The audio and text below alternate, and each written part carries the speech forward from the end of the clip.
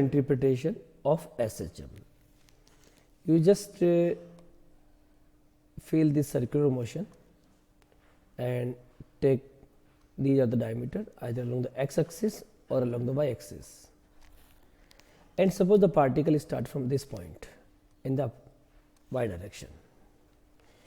So if we draw the perpendicular on the y-axis or diameter like this, when particle is here, it is here.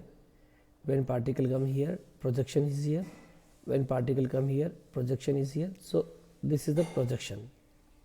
Now, particle is moving in the circular path, and if we observe the projection on the y-axis, then that is the SHM.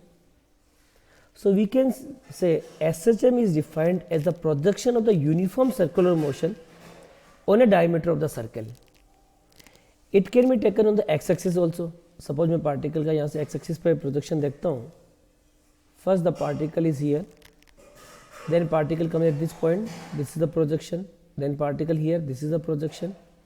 This is the projection. This is the projection. This is the projection, like this. So either you draw the projection on the x-axis or you draw the projection on the y-axis. This projection is known as the SHM. So what we say?